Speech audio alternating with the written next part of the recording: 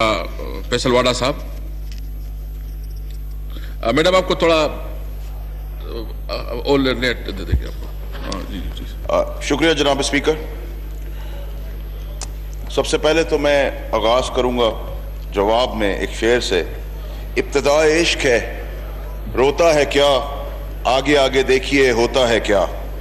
यहां से मैं स्टार्ट लूंगा। फिर उन्होंने ऑनरेबल एमएनए ने अपनी परफॉर्मेंस बेस के ऊपर बात की, बड़ी अच्छी तरजीह उन्होंने दी। मैं कौम के आगे कुछ हकायक रखना चाहता हूं। पीपल्स पार्टी के दौर में सर 18 प्रोजेक्ट पानी की वजारत से अनाउंस किए गए, 640 अरब रुपए मालियत के, और उनमें से एक भी प्रोजेक्ट कंप्लीट नहीं हुआ। इनिशियल स्टेजेस के ऊपर ही वो जाया कर दिए गए, अबेंडेंड हो गए। और आज अगर ये 640 अरब के प्रोजेक्ट्स जो हमें विरासत में मिले हैं, अगर हम इसको चलाना चाहें तो हमें 1100 अरब रुपए की जरूरत है, यानी कि डबल मालियत पाकिस्तान को नुकसान दर नुकसान दर नुकसान। अगर आप कहेंगे टाइम की किल्लत है इसलिए मैं नाम चाहेंगे तो वो प्रोजेक्ट्स का नाम भी दे दूंगा। उसके बाद नून लीग की हुकूमत आई, 34 प्रोजेक्ट्स अनाउंस किए गए, उनमें से चंद एक पाया तकमील तक पहुंचे। टोटल मालियत 970 अरब रुपए तकरीबन, और उनमें से भी मेजॉरिटी प्रोजेक्ट्स अबेंडेंड, ना स्टार्ट हो सके या स्टार्ट होकर रुक गए। और 970 अरब के प्रोजेक्ट्स अगर आज जो हमें विरासत में मिले, जो पैसा लग गया उधर कौम का, पाकिस्तानियों का, तो यही 970 अरब के प्रोजेक्ट जो है वो 1680 अरब रुपए के बनेंगे। तो फिर नुकसान दर नुकसान दर नुकसान।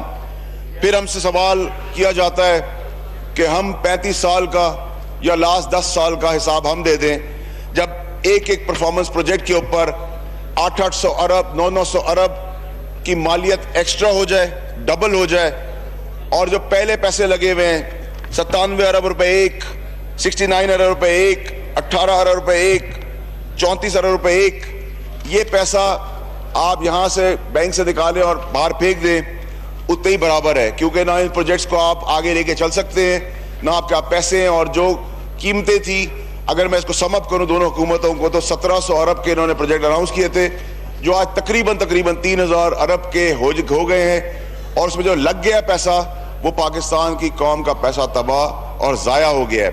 मैं करप्शन की बात पे जो ऑनरेबल एमएनए ने बात की, मैं हल्फ पे आपको कहना चाहता हूं कि मैं अपनी वजारत के अंदर आज भी ये कह के आया हूं कि अगर कोई चीज है उसको प्रोब किया जाएगा, उसकी इंक्वायरी होगी।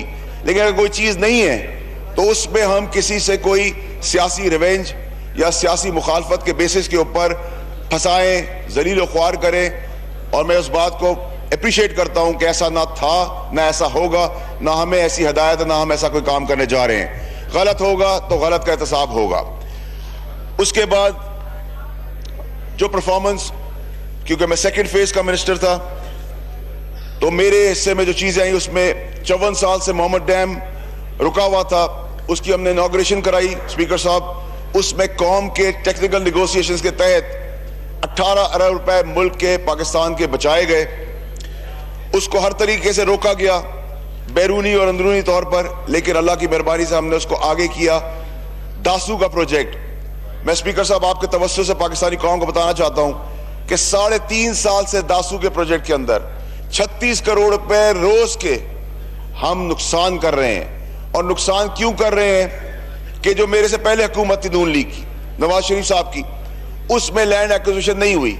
सूबा उनको ब्लेम करता रहा, वो सूबे को ब्लेम करते रहे, क्रेडिट फाइट होती रही।